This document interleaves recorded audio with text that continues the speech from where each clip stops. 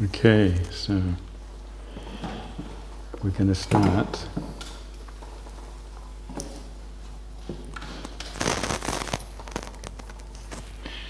So welcome everybody, and thank you very much for coming. It's nice to see you. I recognize one or two people, but there's many I don't. Anyway, we'll maybe have a chance to catch up later at the end. I'll just introduce myself briefly and then start. I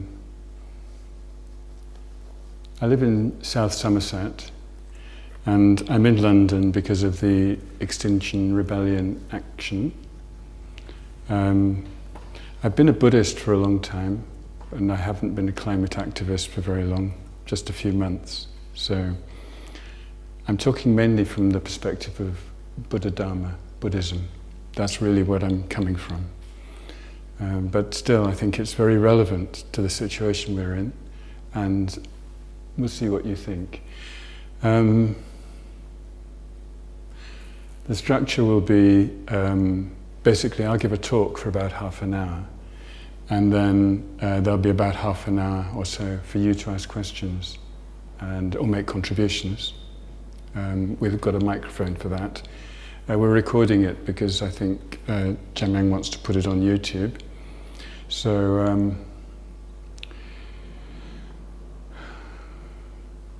and I'll do a short meditation at the beginning and a short meditation at the end as well, okay? I just want to start by reading a couple of things to bring you into the mood, and then I'll lead a short meditation after that. And then I'll give the talk. Oh yeah, just to say that this is the first of two sessions, as probably many of you are aware. The second session, which is on Sunday morning, is an interactive workshop. But this evening is, It's designed to be a talk.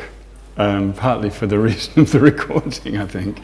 And so then you have to listen to me for about half an hour. Do come in, yeah, it's okay. In fact, let's leave the door open in case other people are late, and then they can just slip in, that's fine. Just find somewhere to sit. Thank you. So I'm going to start with a couple of readings. The first is a very short passage by the Dalai Lama, which we'll actually be looking at on Sunday, but I thought it would be nice to start tonight. The Dalai Lama was here, for those of you that don't know. He actually blessed this room in 1999, so about 20 years ago. And he's been an incredible inspiration to Buddhists who are aware of the climate emergency, because he's been talking about it for quite a long time, and he's been warning us, and he's been saying things like this. Our world is becoming one community.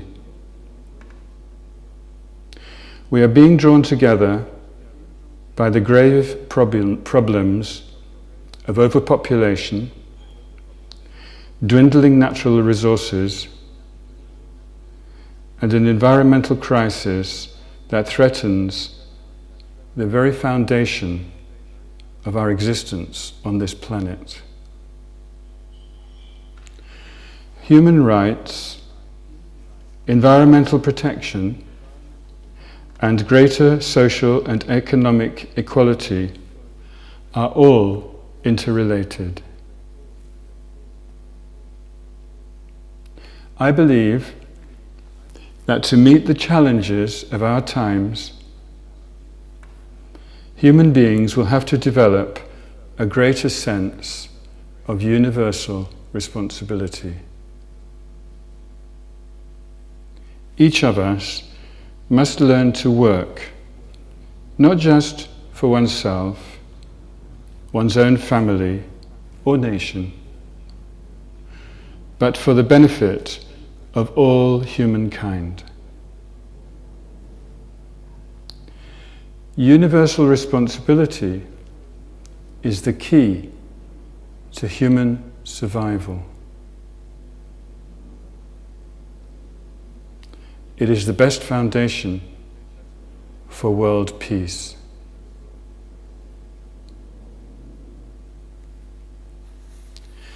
And now I want to read what's called the Solemn Intention Statement of the Extinction Rebellion. And in our group in South Somerset, we read this at the beginning of each meeting.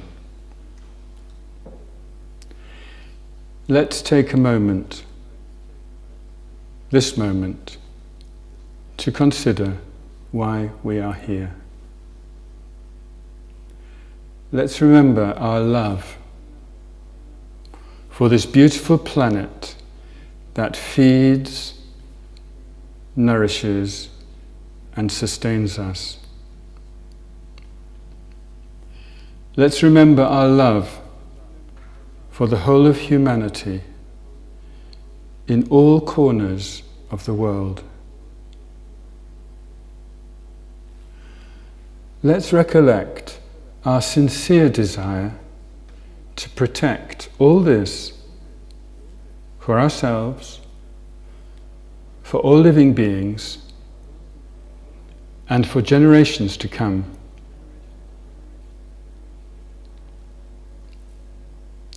As we act today, may we find the courage to bring a sense of peace, love, and appreciation to everyone we encounter, to every word we speak, and to every action we make. We are here for all of us.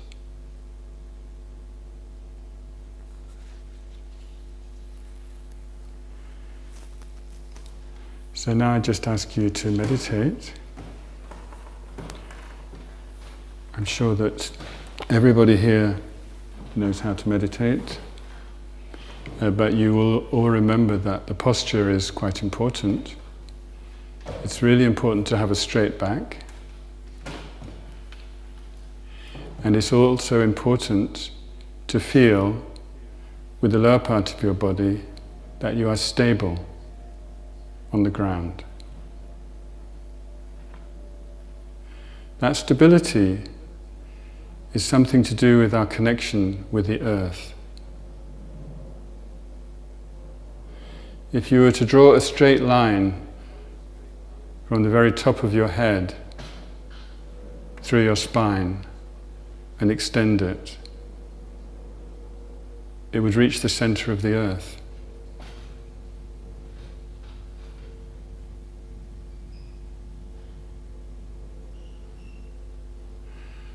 And if you were to continue that line upwards, it would reach through the clouds, through the Earth's atmosphere, into outer space.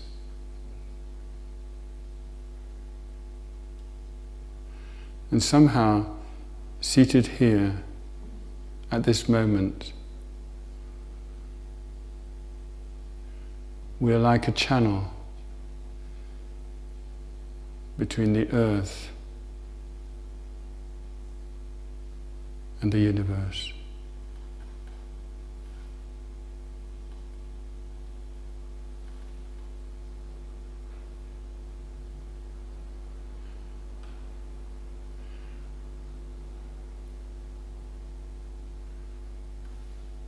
Who or what is sitting here?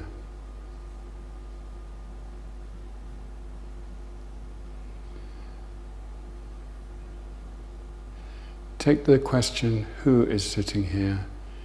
Don't answer it with the words, answer it with a feeling. Who is sitting here?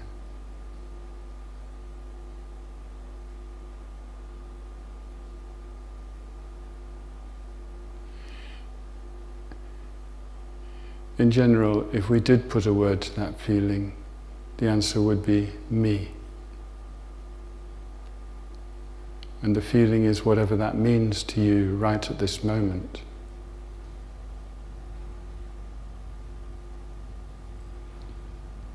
It's something undefinable, actually. But if we switch to the other part of the question, what is sitting here? We find that me is a name I give to a person sitting here.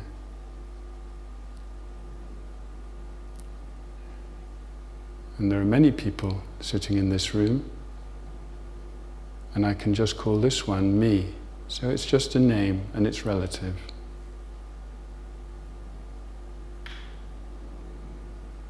But what is a person?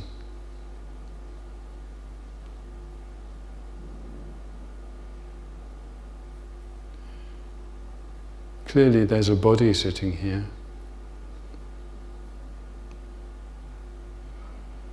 But to be aware of that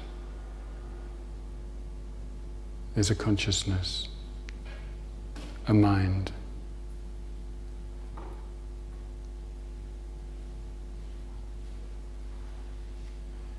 So be the mind, aware of the body.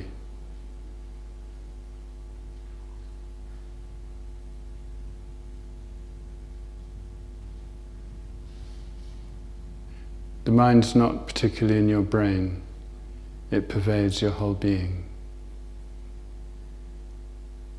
And it's aware.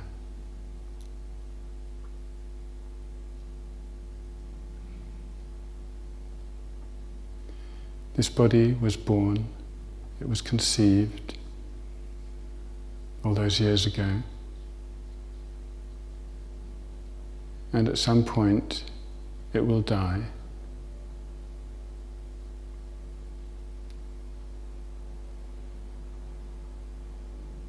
That's its nature.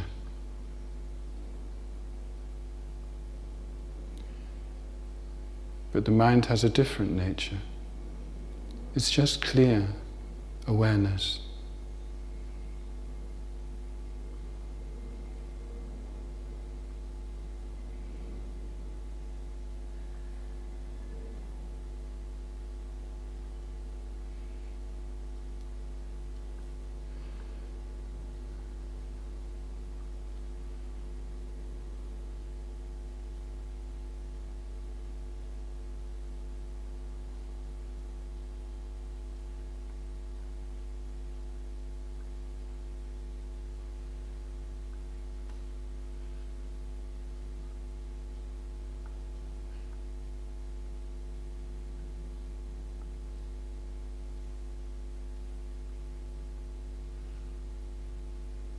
All the living beings of this planet have this nature.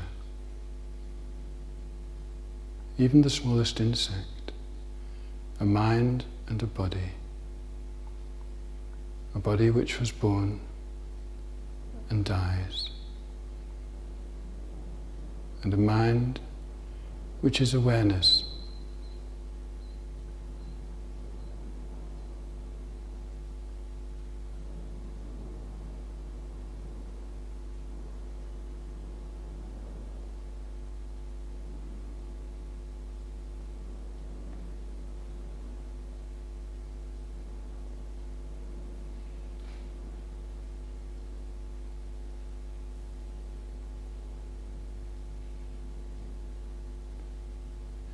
When we talk about extinction,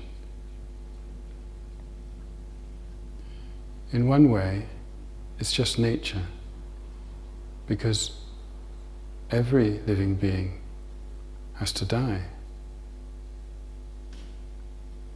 We might die of old age, we might die of a heart attack, or cancer, or a car crash, or we might die of starvation.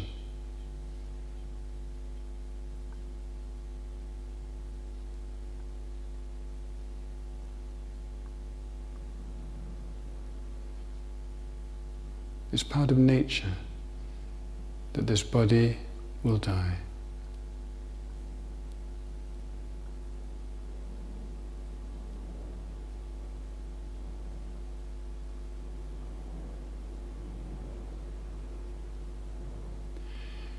be at peace with this knowledge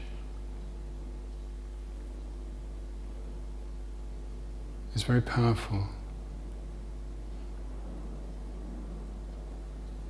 It's realistic. It's true.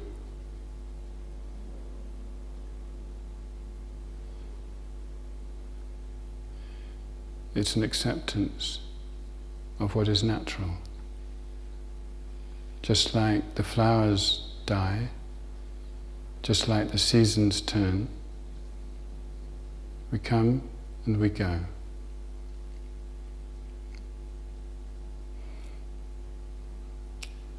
It's okay,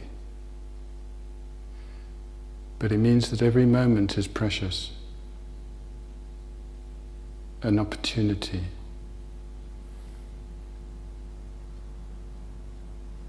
So how we use that moment, or these moments, is our responsibility, our choice.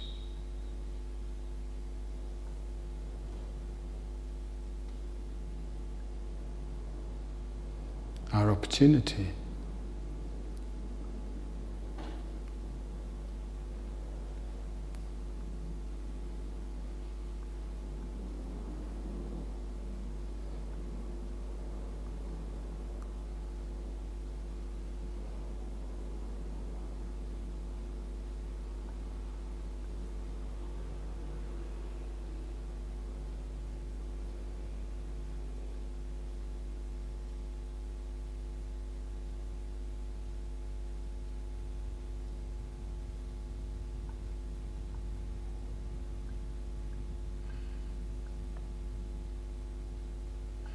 And our actions, which are motivated by our intentions,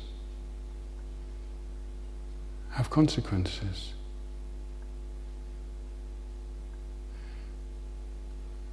And thinking of the connection between our actions and their consequences can help us to choose wisely what we do with each moment of our existence.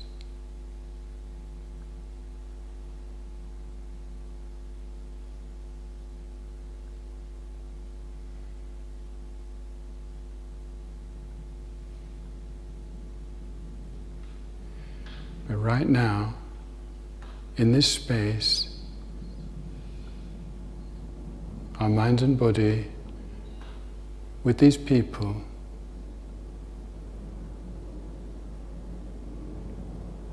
has this incredible connection.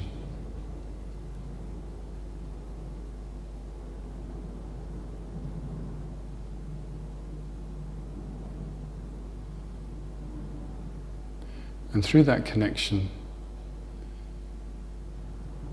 we can be touched. We can open our hearts to love, compassion,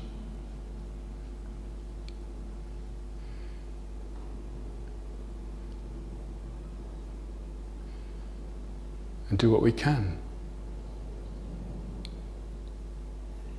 to benefit others.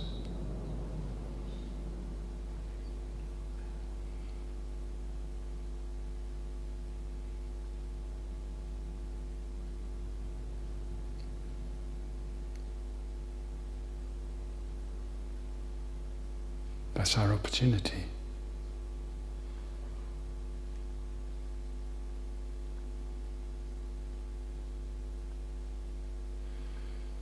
Okay, let's relax the meditation. Thank you. Thanks for giving your attention.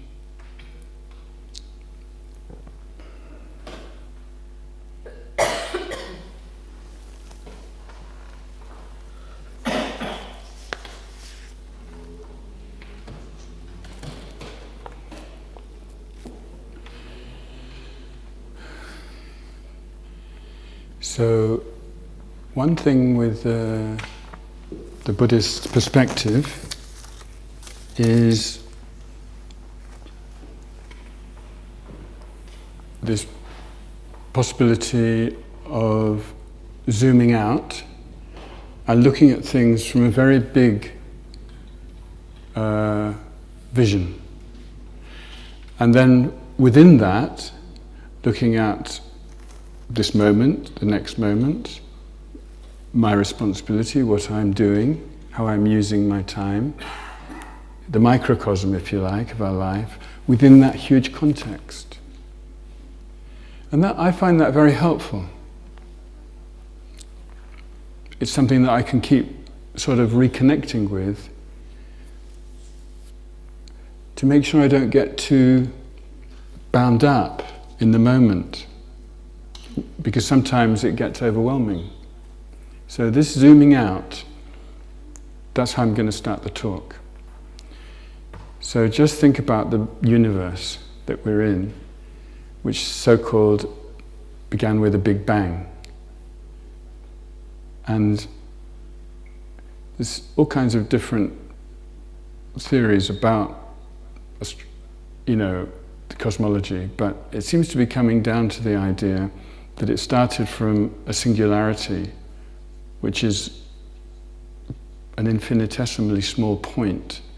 And then from that, there's a kind of emergence of quanta of space and time. And especially in the very early stages, it's just subatomic particles. And then somehow from that emerges all the world systems and the galaxies, the planets, the different, sort of environments that exist. And that this keeps expanding, which is what apparently it's doing at the moment, is just getting bigger. And at a certain point it reaches an extremity and it's forced to contract. And then already at the center of the universe there's a super black hole, which again has a singularity at the center, and gradually everything contracts and eventually sort of gets sucked into this super black hole. And that this then gives rise to the next Big Bang. So this kind of theory, which is called the Big Bounce, is quite current. I'm not saying it's correct because I've no idea. But what's interesting is it completely fits with the Buddhist view of the rising and ceasing of universes. And there's even the possibility that because there's other super black holes, like at the center of each galaxy, that there are other, maybe they're called wormholes or whatever, where new universes can also be emerging. And so there could be a multiplicity, indeed possibly an even infinity of universes, and they might exist in different space-time dimensions. So in a sense, in this singularity, whatever it is, which is something they say in the text, beyond the laws of physics. It's, by the way, it's got infinite mass and zero volume.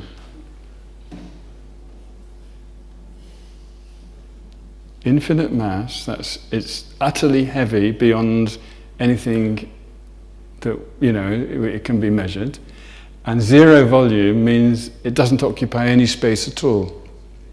So in that sense, it may be hypothetical, but in another sense, everything's pointing towards it as an existence. So it's very interesting. Now, let's just bring in the Dharma, the Buddhist view, because what's left out by the materialistic science presentation, first of all, is consciousness, and second of all, what we call karma. So karma is a force, in the same way that we have magnetic force or gravitational force and so forth. But karma is a force which connects consciousness with matter. So it's karma that determines that we were born to this and that parent and those parents in that situation, and various things unfolded for us. And it's also karma which is actually what produces the Big Bang in the first place, because each Big Bang leads to a particular configuration of environments within which beings live and die according to their individual karma, But then there's collective karma, which produces the universe. And it's the collective karma of all the beings who live in the whole universe, not just this planet. So it's kind of like a countless number. And this idea of collective karma we can understand by thinking that we have the collective karma to be sitting in this room right now. What does collective karma mean? It means that somehow each of us created a cause for being here. It doesn't mean we all created the cause together. Of course we didn't. We had different causes, but somehow they all led to this point that right now we're in this room together. But meanwhile, each of us is having a different experience of this room. For a start, we're sitting in different positions, so we're seeing something different with our eyes. But if you go further than that, each person is hearing, understanding and interpreting my words in their unique individual way. So I'm just putting out what comes to my mind, and you're receiving something and interpreting it according to what comes to your mind. And that's how this individual streams of consciousness, individual streams of karma, drawing people together in some places, then they spread out and go and do different things, a bit like leaves blown together and then blown apart. And we meet and re-meet. And as you know, karma takes us beyond this life. There was karma that brought us into this life because the stream of consciousness existed before this life, and it's karma that will take us to wherever next because the stream of consciousness exists beyond this. And of course, some people here may not accept that. That's okay. I'm just telling you the Buddhist presentation because it's useful to know it. And it also kind of gives consciousness an essential role in the creation of the universe and the creation and destruction of environments. And that's quite relevant to the topic of the extinction. Because karma simply means action. So it's due to the actions, basically of humans, historically, that we've come to this climate emergency.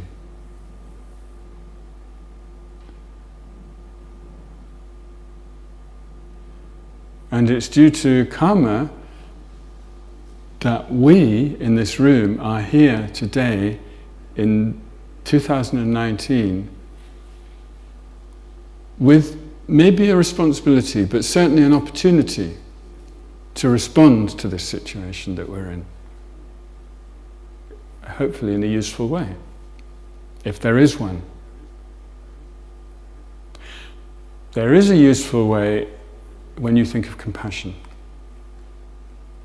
Because even now, the process of climate change is bringing a lot of suffering. We were all struck recently by the fires in the Amazon. There's one report I heard that people arrived in a place in the Amazon where there were lots of bats living, and somehow the parents had all been burned, and all they heard was the cries of the children.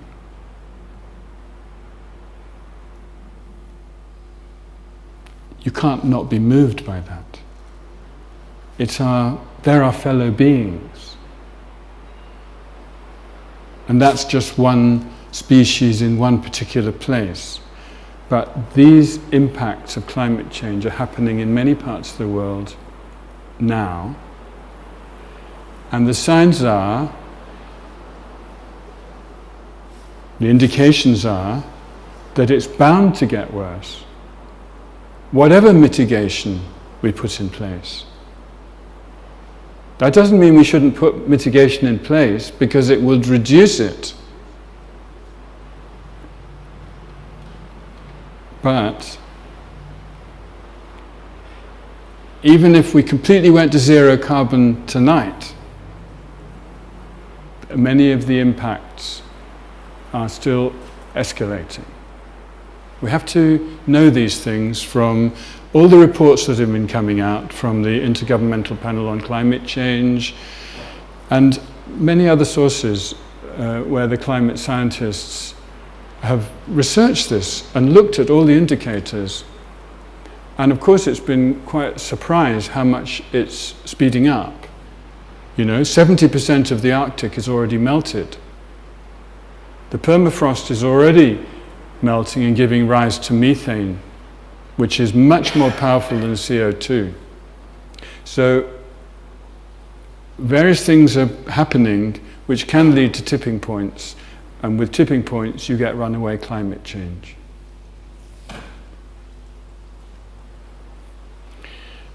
Which is a kind of environmental collapse. And in such a situation, very large parts of the world will be impossible for agriculture, let alone human habitation. And the impacts of that aren't just environmental, because it leads to social developments. We know about climate refugees trying to get to this country and drowning. That's just the tip of the iceberg of what will happen in future. And what's the response? Well, there's different responses, aren't there? But it's up to us, and us collectively, how we respond. Again, there's choices to be made. There's also the impact on the economy. And when you get economic collapse, you can't get your money out of the bank. And when there's a collapse in agriculture, there's no food in the shops. And situations like that lead to a kind of collective psychosis. People will lose their heads.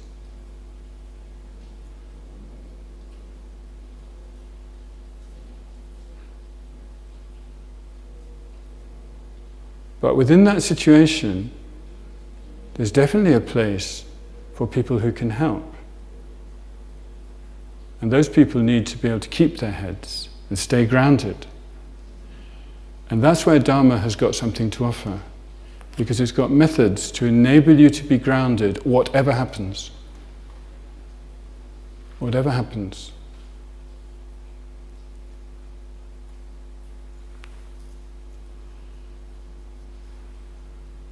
That is what the Dhamma path offers. There are other methods to get there, so this isn't the only one. And it's not this isn't a sort of like Dharma or nothing sort of talk. It's more like maybe we need to find something that works for us to enable us to stay stable, and then we can help others. And in situations of collapse, there's definitely a need for what I call, or what we can call, leaders. Leaders aren't necessarily people who stand above the crowd. Leaders are simply people in the crowd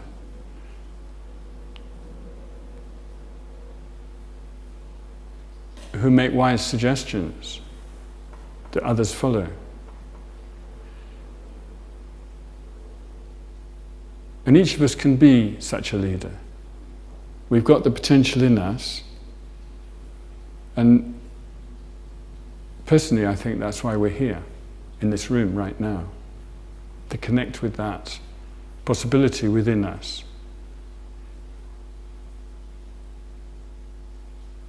It's said that, we haven't got very long to get things sorted out. It's very likely that this civilization will collapse in all the ways I've suggested.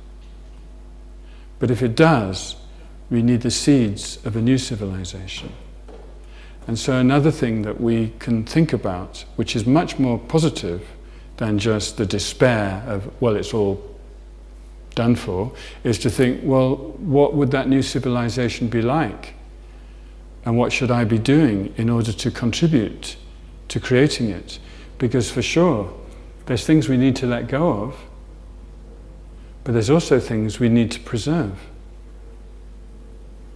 So this is something that we should put our minds to. I'm going to talk for a bit more and then open it up. I'm about halfway through the time I gave myself to talk. I'm just going to check my notes because I can't remember where it's all going. I've actually said quite a lot of what I wanted to say.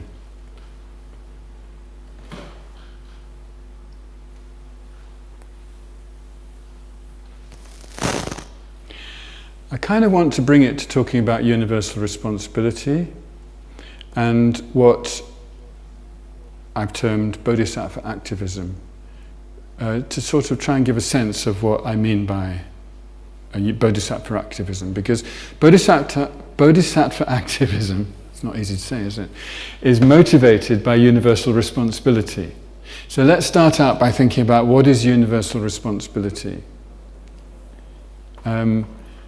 I did a workshop in my village last Saturday, and it came to this point of talking about, it was with XR activists who wanted to come to sort of look at some of the deeper implications of what we're involved in, because it's very disturbing. And if you get into thinking about this, you can get very disturbed. I personally get disturbed. Sometimes I feel so wobbly, I hardly know what to do. I just feel like a jellyfish. And then other times I feel quite strong. So it's kind of going in and out of different kind of states of mind, getting to think about these things. Anyway, last Saturday, when we came to the point about universal responsibility and asking for feedback from the group, because it was a workshop, so it's much more interactive than what's happening here right now. We'll do more of this on Sunday. Somebody said, oh, universal responsibility, that feels really heavy.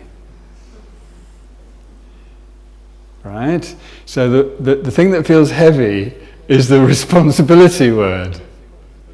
Because it sounds like, you mean it's all up to me? Like a hero in one of those films where there's one person that's going to save the whole world. No, it doesn't mean that. Well, it can do, but it depends how you look at it. Let's try and get a sense of what this term universal responsibility means, in the sense that His Holiness Dalai Lama meant it in the passage I read at the beginning. It's all to do with who you look after in your heart.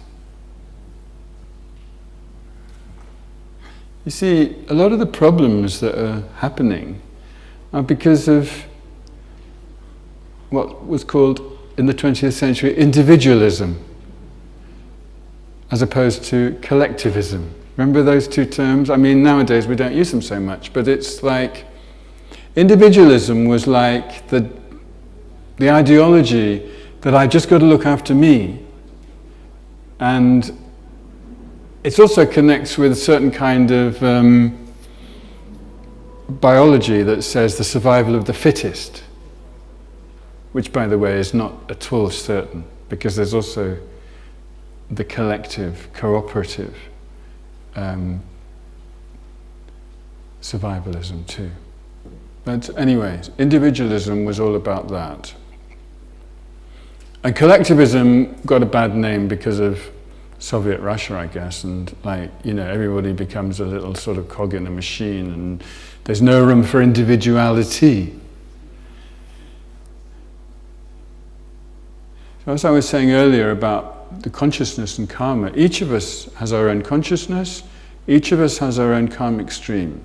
Each of us is responsibility for our own mind, our own actions, and the consequences that we receive. So taking that responsibility for ourselves is important.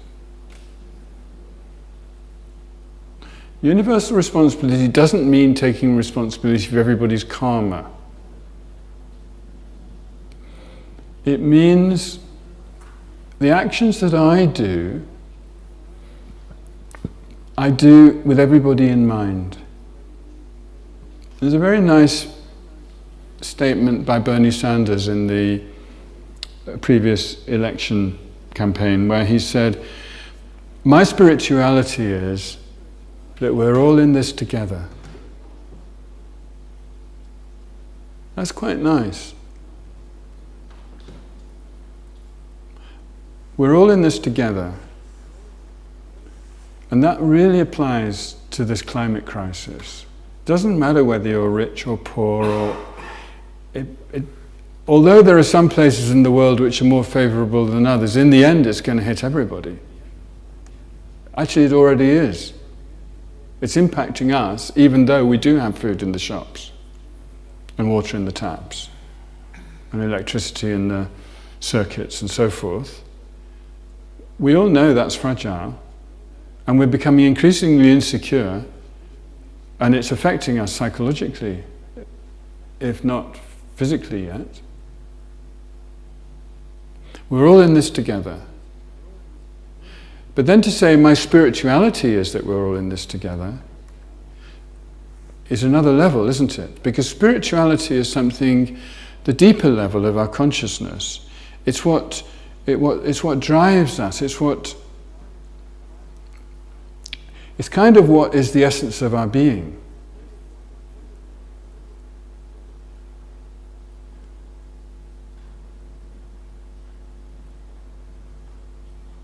It's hard to express, but we all have spirituality, and sometimes it wakes up more, and we become aware of something way beyond our individuality.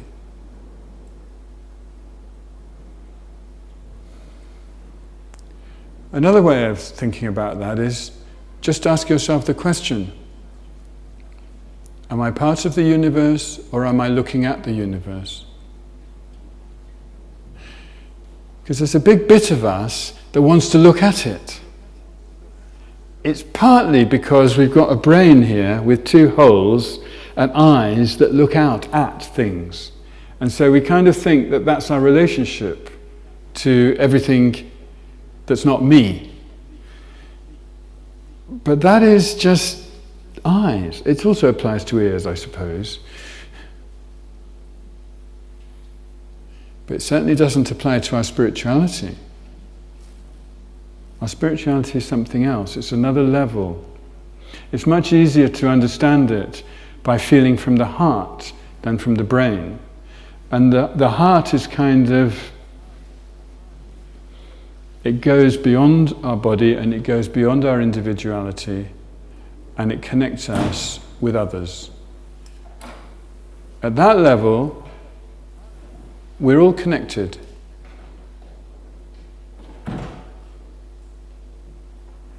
Just come and sit down, that's fine. Yeah. We're all connected, and ultimately, there's no separation.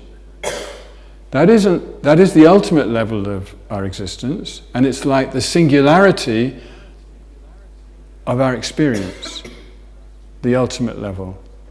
Like I said about the singularity, it seems everything's pointing to its existence, but you sort of can't find anything. Well, the ultimate level is like that. At the ultimate level of our spirituality, there's no separation. There's no separation between me and you. Me and you is just relative. It exists relatively, but ultimately there is no me and you. Ultimately, we're literally all in this together. And it's not just the living beings, it's us and the universe. Ultimately,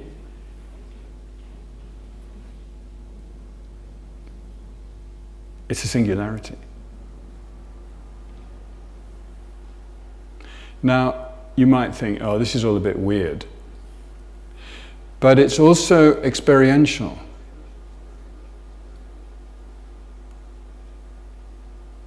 This is part of the Buddhist path to what we call enlightenment, is to actually enter that singularity experientially through various kinds of meditations, which are based on various trainings, and initially different kinds of study. And from that singularity, the no separation means complete connection with every living being, compassionately, like we're all in this together. That's what it means. We're all in this together. There's another one that I like, which is in the same vein, which is Bertolt Brecht, a poem that he wrote very early in his life. And in the chorus it says, "All that lives needs help from all the rest.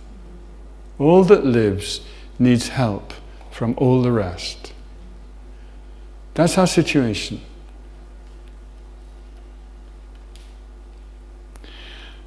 And opening to that is what His Holiness Dalai Lama calls the key to human survival. That's what universal responsibility means. It's simply that openness of the heart, that understanding that all that lives needs help from all the rest, and I am part of that. It doesn't mean that I'm the special one, or, I've got everything on my shoulders, me. It's not that. It's simply deep participation. That's all it is. It's nothing more complicated. In fact, dare I say, it's just being natural. Stop fabricating. Just be. Be what we are. We are interconnected. So this is what Bodhisattva activism is. So when I say activism is like karma. It's just what you do. So when you do actions motivated by this universal responsibility, you don't have to plan it. You don't have to say, I'm going to be a X or a Y. Situations are there all the time. You just have to be in the world. And there's always a choice in almost every situation that we're ever in, even if we're completely alone in a room, but especially when we're with others. Am I here for all of us, or am I just here for me? And Bodhisattva activism takes the first. I'm here for all of us. And I'm going to do whatever is useful. And if I don't know, I'll just pause. Because wisdom comes in that pause. And we do need wisdom as well. It's not just a matter of love and compassion. It's also wisdom, which understands situations, understands reality, understands the nature of things, understands who or what is sitting here, and finds selflessness. Selflessness is something you can find in the sense that you can discover it.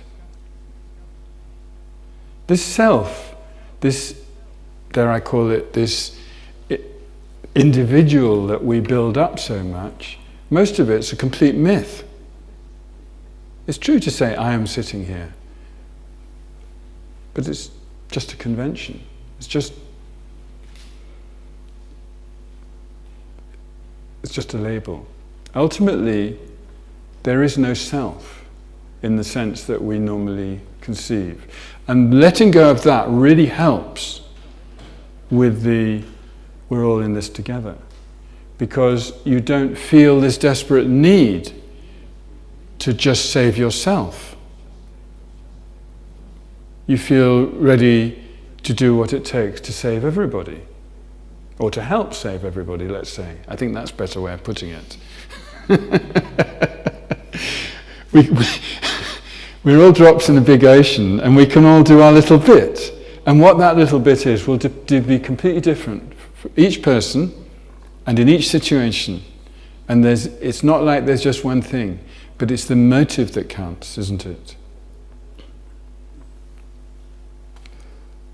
Okay, I do get fed up with talking too much, and I have talked enough, and that's the end of my half-hour talk. And this opens it up to you guys, and you're welcome to either ask a question, and there's a roving mic here, which Fabiana is going to bring to you if you want to speak. And the reason why she wants you to speak into the mic is because this is being recorded. But anyway, don't worry about the recording side. Some people get so nervous they wouldn't ask a question. Anyway, if you want to ask a question, do, but also if you want to make a contribution to the discussion, because I've probably triggered all kinds of thoughts that you'd just like to share something. So, who would like to say something? Yes. Okay. Thank you very much. All right. Hi. I remember 28 years ago when I had the great fortune to come in contact with the Dharma, and I actually read For the Sake of All Sentient Beings, and that actually meant something to me, massively. And at no other point in time, globally, I think this is where we have to think of all sentient beings, not humans, what's best for us. It's non-humans, and we really have to change our mindset on this. It actually means something, and the fact we do not understand that, we do not take that to heart, that is a large part of climate change. It's not just fossils, leaving fossils in the ground, it's animal agriculture. You mentioned the Amazon, 93% of the Amazon rainforest is down to animal agriculture. The desecration of ecosystems, do the research. And this is something, I'm part of Animal Rebellion, which is a bit of an offshoot from Extinction Rebellion, because many in Extinction Rebellion will not really look at that side. Perhaps they're still elevating their taste buds above climate change, and certainly above all sentient beings. So it's something that needs to be addressed. And as Buddhists, when we say, for the sake of all sentient beings, it's not just the view, it's not just an intention that doesn't translate into conduct. As Padmasambhava said, my mind, my view is as wide as the sky, my conduct is as tiny as a grain of sand. And so we must look at this. And we have, I won't be too much longer, but it's something that needs to be said in Buddhist circles, in my opinion. It does actually, thank you so much. Yeah, because it's left out. Shall we pass it on to others as well? Yes. Can I just say, yeah, sure. Please join the SAVE movement, where you go along abattoir vigils. It's the strongest practice you'll ever have. The police stop the trucks, we look into the eyes of the animals, horrendous suffering, and we open our hearts and we give them love. The truck goes into the abattoir. If the wind's in the right direction, we'll hear their screams. Remember, 75 billion land animals every year bred into existence to be slaughtered. The next year, another 75 billion, and trillions of fish. And so this is important. As Buddhists, don't let for all sentient beings remain a concept. It's this which is trashing the planet, and this has to be engaged with if we consider ourselves to be Buddhists. Thank you. Thank you very much. That's really great. Thank you. Who else would like to say something?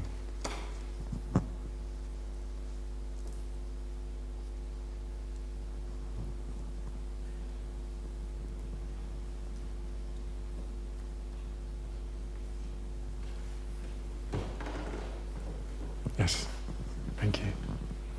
I'm not really sure if this is a question or a statement, but I just kind of wanted to point out how I think today a lot of kind of attempts for climate change awareness has led a lot, it's very led by guilt, I think, and I feel like I catch myself sometimes wondering how guilty I should feel in order to act, instead of I feel like the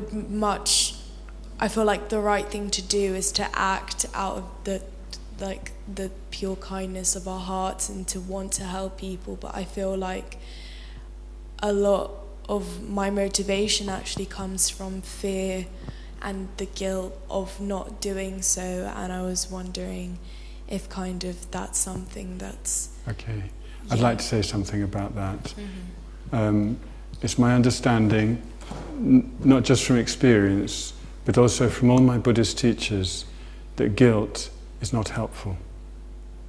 And then when we apply that to this situation, where we could say collectively, because of, well, maybe the agricultural revolution, the industrial revolution, industrial farming, etc., humans have brought about this situation collectively. They did it out of ignorance. And we've done a lot out of ignorance.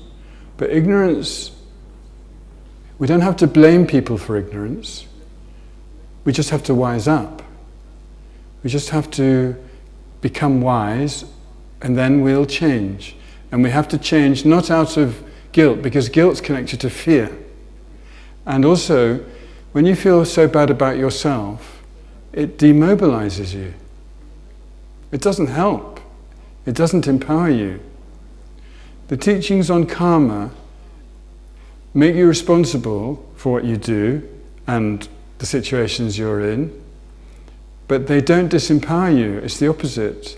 They actually show that you are the architect of your own destiny. There's a really nice saying, the future is not something that we're heading towards, the future is something we create. The future is not something we're heading towards, it's not some fixed thing out there in the future. What we do now, we have the power to change, individually and collectively. Feeling guilty doesn't help. Regretting things we did out of ignorance, yeah, but move on. Create the future. Make it bright. That's what I feel. Okay. Thank you. Somebody else? Yes. Hi Andy, just want to get your opinion on the kind of Sangha element of moving forward. That Extinction Rebellion seems to have done a really good job with the affinity groups of motivating everyone, and I've just joined this week and I've met my buddy he saved me from getting arrested on Monday. But what I've realised is actually to engage well and to have a good experience from it, you really need each other, supporting each other throughout. And I'm just thinking, and in some Buddhist centres, we kind of treat it as a transactional place where we come, pay our money, sit in a class, go away, maybe have a cup of tea, and don't function as a Sangha. And I just wanted to get do we need to do some work on that? A lot. I'm sorry to say, but a lot of Buddhist communities are a bit dysfunctional, or very. One thing I've really enjoyed personally in XR is the bottom-up democracy. They really are working for new democratic forms, which mean individuals are empowered, and collectively. So we make decisions collectively. And affinity groups is one example of working together, where people have different roles. Like you'll have some people that are arrestable and some people that aren't. Some people are doing regenerative cultural support, which is something that I'm involved in. And everybody can offer what they can offer. Coming back to the Buddhist center, the Buddhist community, the Buddhist group,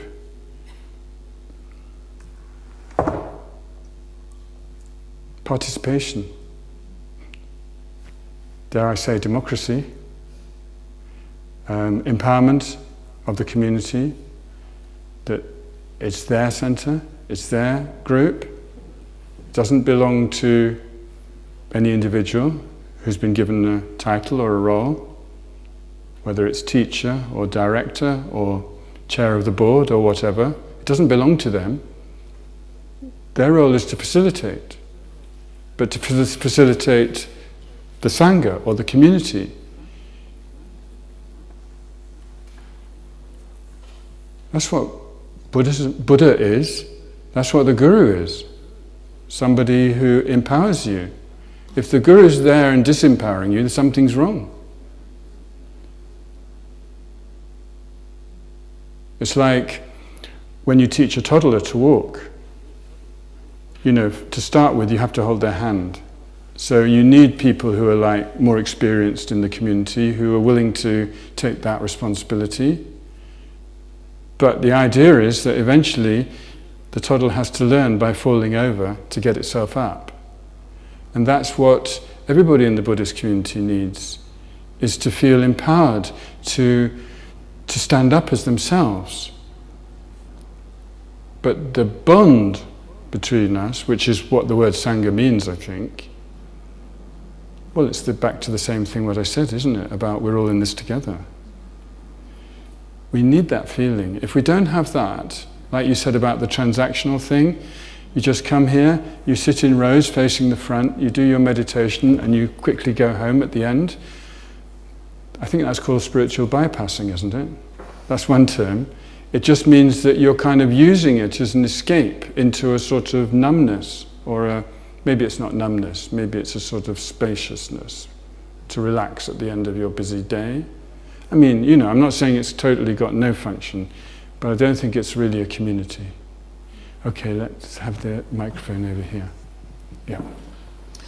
Thank you. And first of all, I'd really like to say how amazed I was and excited that something like this was being put on at Jamyang.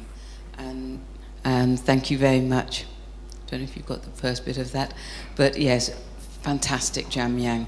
Because I think for those of us in the Tibetan Buddhist tradition, we can be paralyzed by the culture of not being in a democratic situation where we are encouraged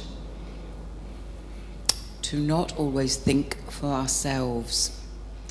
While on the one hand we're taught that in Buddhism we learn from our own experience, the message has been very much that we do what our teachers tell us to do.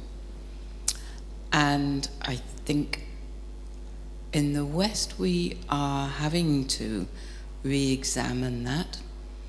And I think XR is doing us, as speaking as Tibetan Buddhists, a huge favour in thinking that we have got to be looking at this in another way. And I think that, you know, thinking about being vegan, you know, many of our teachers say, well, you know, I know many of my teachers, you know, have eaten meat and they've been enlightened and da-da-da-da-da. We have got to be thinking for ourselves. We have got to re-examine, I believe, concepts that govern the way we conduct Gana Chakra, for example. So thank you, Jamyang, and thank you, XR, for really shoving things forward.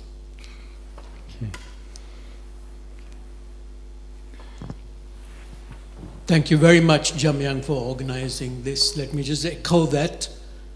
I have been involved with the environment movement since 1972. I was at the United Nations, the first Earth Summit at the United Nations Environment Summit in Stockholm, which launched the modern environment movement. Then I was involved in helping to establish the United Nations Environment Program. And then I was at the first, in 1977, the Intergovernmental Expert Panel on Climate Change. So it is fantastic that you have organized this meeting of the Sangha to talk about this. It has been rough going from time to time, dealing with the whole set of issues and the political ambience concerning the environment.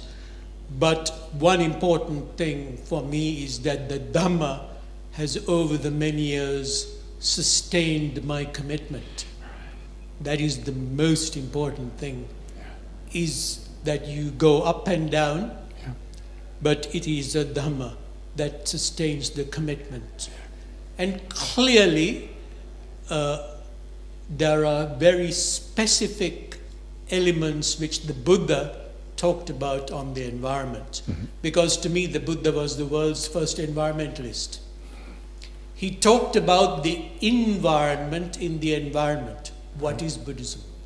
It is the environment in the environment, and the fact that both are interrelated. The second thing concerning the environment which he talked about is vaya dhamma sankara. All conditions are subject to change. We are interrelated. The relational side is what he also highlighted. The third element for me is the whole area of dealing with Bahujana Hitaya, which is the need to be concerned about what is happening in your mind, and the people, Bahujana Sukhaya, which means the well-being, and Loka Anukampaya, which means world compassion, not just for oneself, for the well-being of the people. In this one, also, of course, the Buddha took the issues of his day.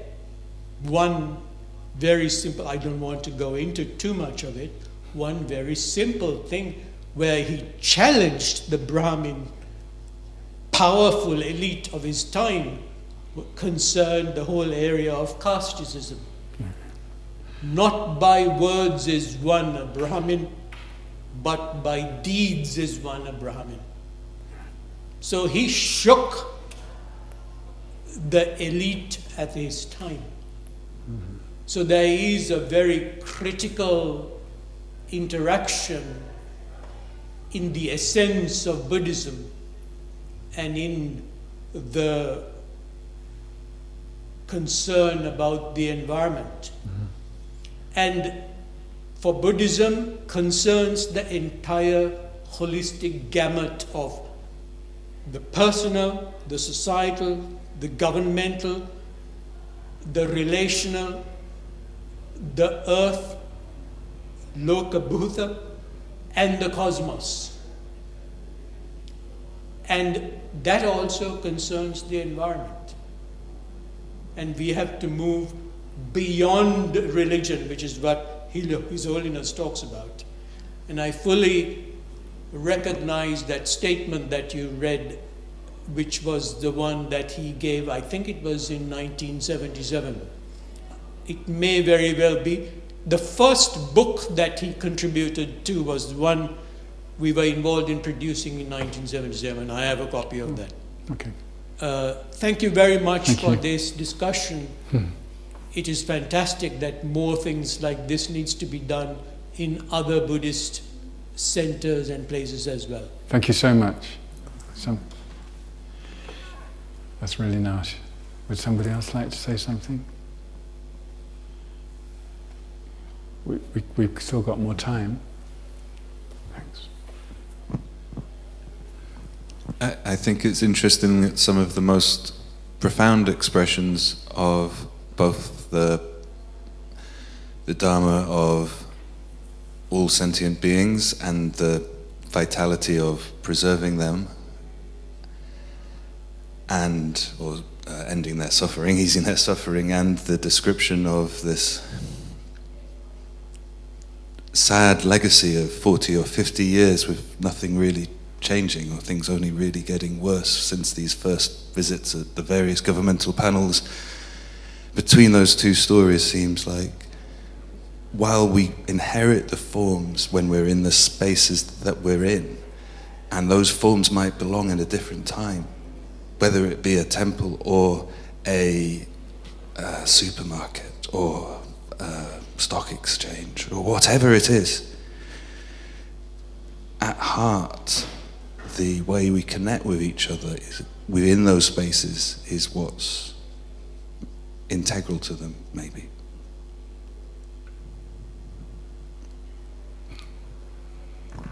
Thank you very much. Yes. Okay. There's two. Yeah. So first the guy, and then you. Yeah. Hi. I was just talking to a friend last night about sort of Extinction Rebellion and stuff, and also Buddhism, because he's kind of interested in that. And I guess it kind of links back a bit to the sort of the question about kind of guilt and stuff earlier on, because we were kind of talking about, you know, sort of like flying and stuff, and sort of like how much do you change your life, you know, and we were kind of saying, well, you know, I guess for someone who may not sort of travel very much, it's good to kind of sort of go to different parts of the world and kind of see different cultures and stuff. But if you sort of think about it too much, about sort of, I can't travel because of the environment and stuff, you don't do that. So I guess it's a kind of balance between the two. Yeah, so probably not putting that very well, but okay, but you've raised an interesting question which might come up from other people as well, but you also had something to say. Yeah, thank you very much. Thanks.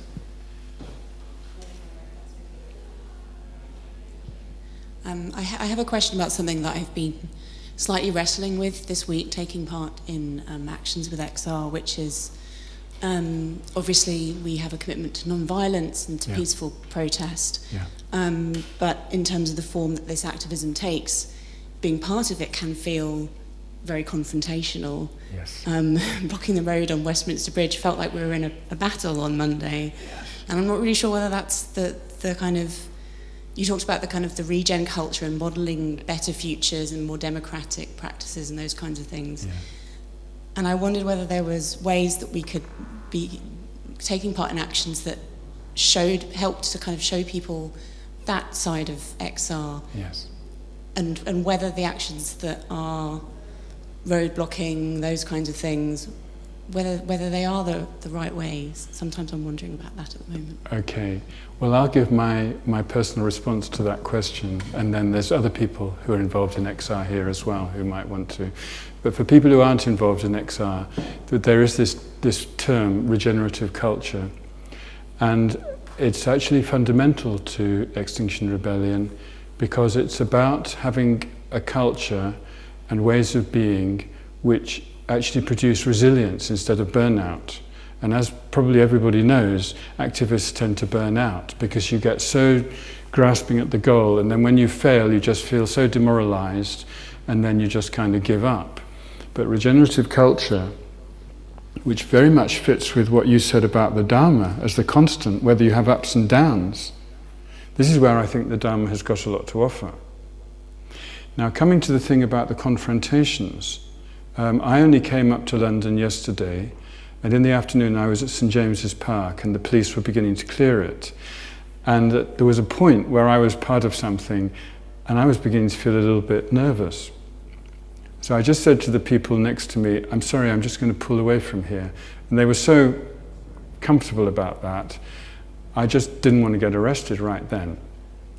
But what I observed from the police was there was a certain amount of aggression. It wasn't really heavy, but there was a small element of it. But then I reflected, XR's strategy is to break the law. The police's job is to uphold the law. So each of these two groups is just fulfilling their role.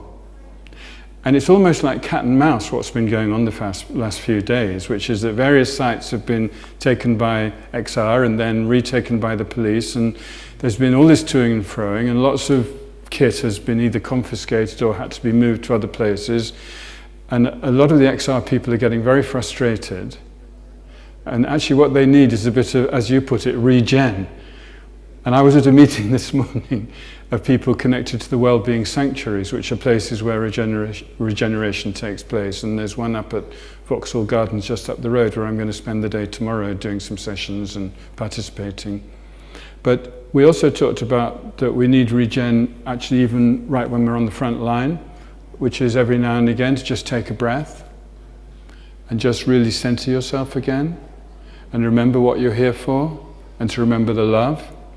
And as you know, part of the XR, I don't know what the word is, ethos, is not blaming. That includes not blaming the police. And the easiest way not to blame the police is to just say, well, they're just doing their job. Because a lot of them are quite sympathetic to actually what we're doing, but they're paid to do their job and they have incredibly long hours and their pay isn't that great. So when they get frustrated, it's not surprising. And they haven't got this whole sort of belief in non-violence, perhaps the same as we have. They just do what they're told. And if they're told to kind of, pull somebody out, that's what they do. So the way I see it is that the whole objective of this action is to bring the consciousness of the population to the issue. And eventually, these actions are going to take place every 6 months.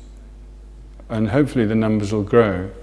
And at a certain point, the numbers will get too big for the government to hold out against it. That's one possibility, anyway, of how things will change. There are other possibilities. But in the meantime, those uncomfortable situations are going to continue, and we'd better start getting used to it, because people who came in April, I think they got a bit of a rose garden impression. I wasn't there, but, I picked that up, and people say it's different this time. And it might be the change of government, or it might be the weather, or it might just be that the police have got a new strategy, or maybe XR's got a new strategy as well, surrounding Westminster. At this time when Parliament's so fragile, maybe it's part of the process. That's my answer, but maybe some others have got other answers. Yeah, some hands up.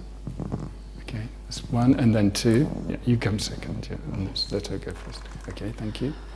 I know that, and I've seen confrontation during this occupation, but to be honest, having been on different demonstrations over many years, I'm amazed at some of the responses that I have seen. I've never been anywhere where I've heard, as I've been hearing for the last few days, police, we love you, we're doing this for your children.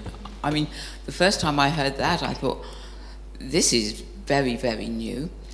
And also, I've been hearing about police officers joining XR, and I've been hearing about police officers turning a blind eye to lock-ons. I haven't ever seen stuff like this before in demonstrations, so it is different. I mean, I agree that there, and I gasp when I see wheelchairs and balloons and pillows being confiscated, like, what is that? But on the other hand, I see a great deal that is positive, and I see, people from XR. We thanked the police for, keeping us safe and being careful when they were cutting lock-ons. A month ago, I was part of the arms fair. That was far more confrontational. This feels, sure there's pockets, and I think there's, some police officers have been saying they want to be with their families. I was with a group today that come from Wales, and, they don't like London, and I don't understand that bit. But, there's a lot of positive around, and I think, as Andy said, sort of, letting go on the out-breath and resting in that gap between can help keep us sane in this situation, because we're all going to get more tired. You know, we're not even halfway through yet. But I think to see the positives is very helpful. Okay, we've got 2 more responses, so yours, and then we'll wrap that up. We can carry on talking after, but we did supposed to finish about 8:30. So yeah, say something. Just to say, I think it's the most brilliant opportunity for Rockwool practice you're going to get, in terms of you feel that solid sense of self if you're being dragged out. I mean, I was at Smithfields and I was kind of, it was weird, kind of belly bounced, kettled by, I was on my own, so I could easily be picked off. It was at midnight and I was just doing a kind of doing mantra around as the chillers were being unloaded, and the rest of the activists were in Smithfield in the Central Avenue. And I just wanted to take a picture inside of a chiller, and 2 police officers came and it was sort of belly bouncing me off of it, and immediately I felt the sense of self, and I remember the thought going through my head, so this is, the Tweedledum and Tweedledee of the Green Cross Code, because I was edging onto the road, and it was just so good to watch my mind and seeing the way it was going all in seconds and just changing it. And it's Rockwool practice is, it's out of the routine, gentle, sleepwalking type thing, and it's there. And if you look on it as practice and really feel the sense of self, the solidity of it, which is not how we are, it's a fantastic opportunity for practice. Thank you so much. Okay, we have 2 more and then we'll finish. Yeah, okay.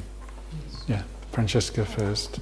Just a quick one to say, there's an XR Buddhist affinity group which we've just joined recently, and it's just any kind of Buddhist practitioner, and you just sit there. So it's been quite nice actually doing the breathing as part of sitting in front of the police, and that actually does help to calm a bit. And we were with the Faith Bridge, which was really beautiful.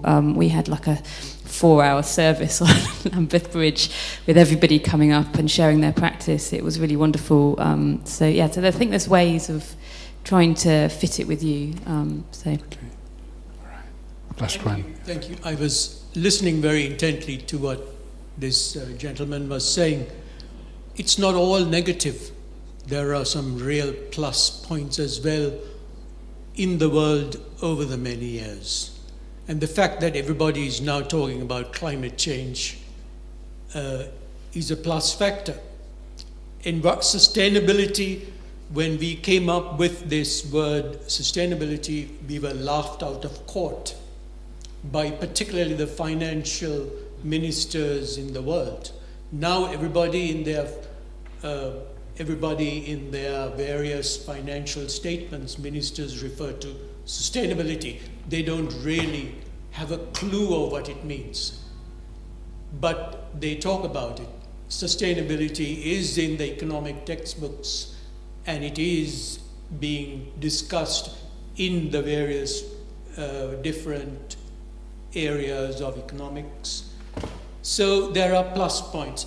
In the case, for instance, I'll give you a tiny example. In the case of the ozone layer, many years ago, 2 scientists discovered that there was a hole in the ozone layer that led to a treaty which eradicated chlorofluorocarbons.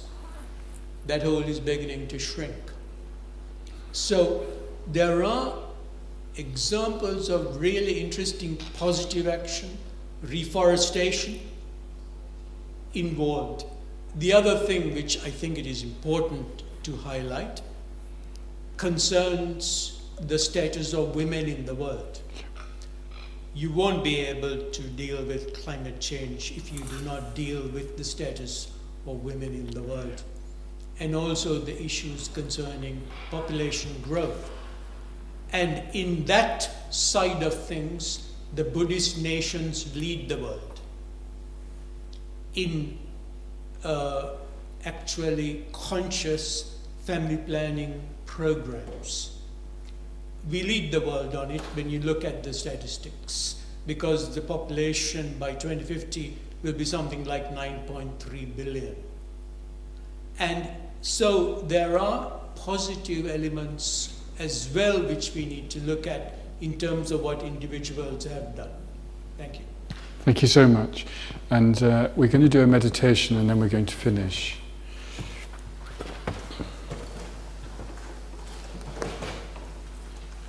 So some of you are familiar with the meditation of giving and taking, which in Tibetan is Tonglen.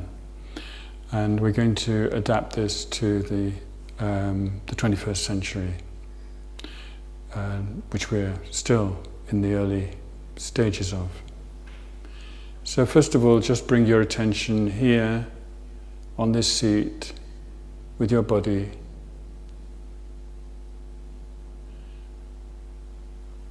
Again, bring your mind to your heart center, which is more or less at your heart level, but in the center of your chest. And feel that you meditate from that point. So feel you are at your heart center.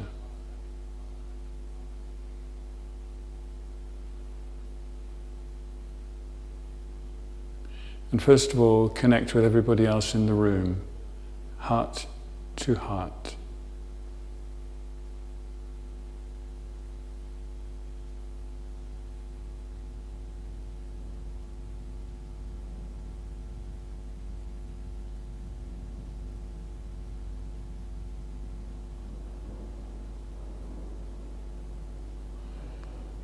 And now, allow your consciousness to go beyond this room. And as was said, not just to humans, but also to animals who experience the most extraordinary suffering in industrial farming and other situations. And also to the other beings of the 6 realms, many of which are invisible to us.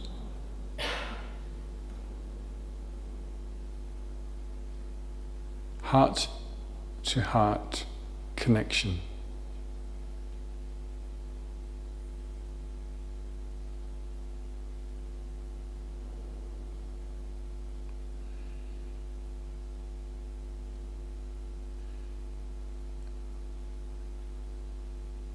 You don't have to go anywhere, you just have to be here, centered. And you can even experience non-separation when you go beyond self. Go beyond grasping at me. Let go of it.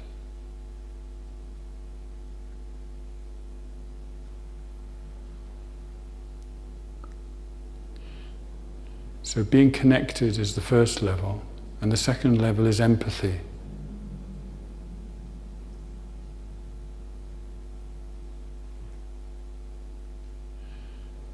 Empathy with the joy and empathy with the suffering.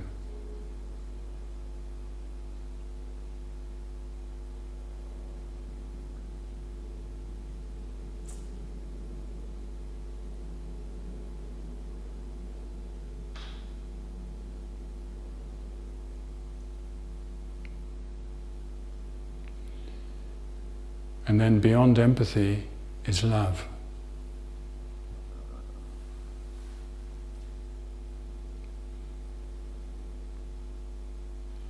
Just as I want to be happy, all beings want to be happy.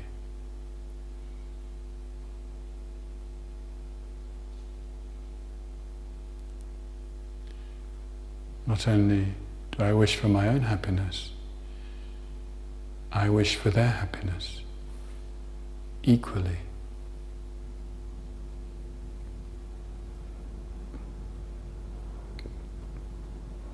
And then compassion. Knowing their suffering. Those animals going to the abattoir.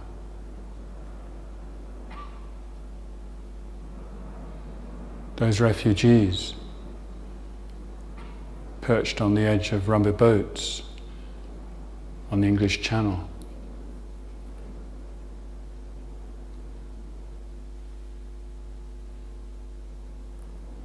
so on, and so on.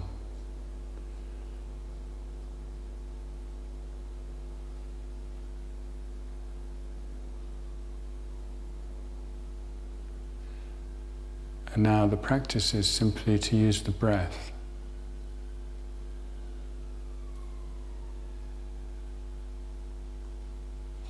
So become conscious of your breath and breathe in the suffering and causes of suffering. It could be in the form of black smoke if you find that helpful. And breathe out your own happiness and wisdom and love.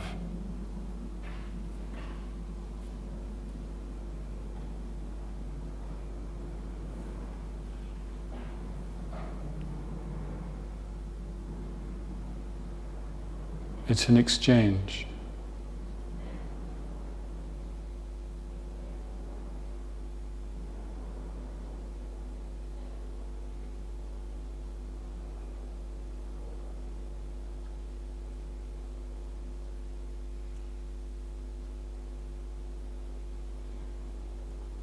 You give away everything positive that you have.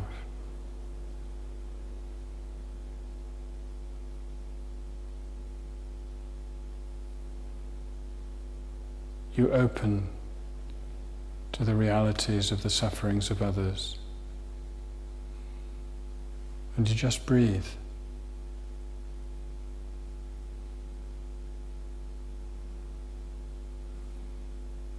You breathe in the dark smoke, and as you breathe out, it's brilliant light that goes out. And it's all transformed in your heart center.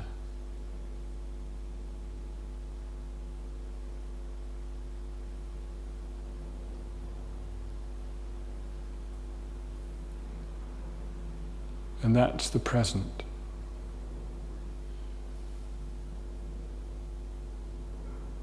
But you can also breathe in the future and breathe out for the future.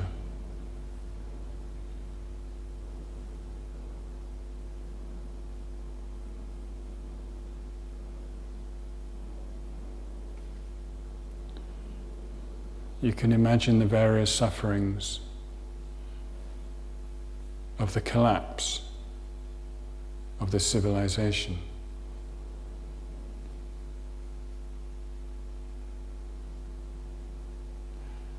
And you can breathe out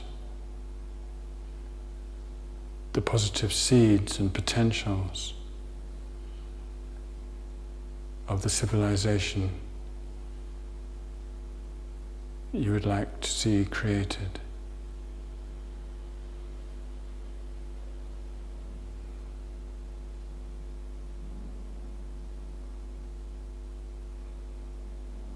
From your heart.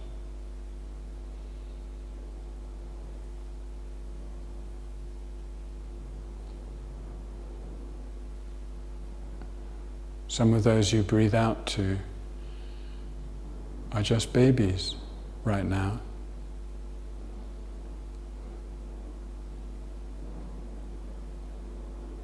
Some of those whose suffering you breathe in are just babies right now.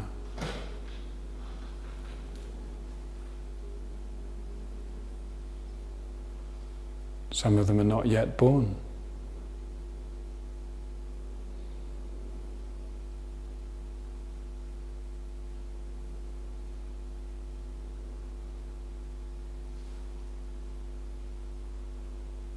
But right this moment, in our mind, we connect, empathize,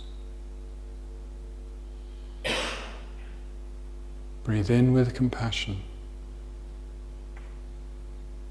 and breathe out with love.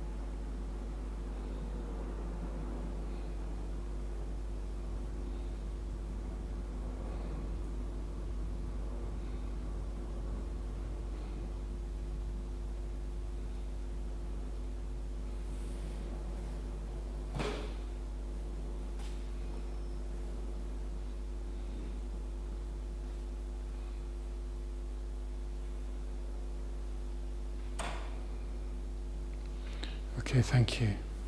Thanks very much for coming and sharing, and thanks for everybody who said such wonderful things. And for all of those who didn't say something, thanks for participating quietly, because your presence was really felt. Okay.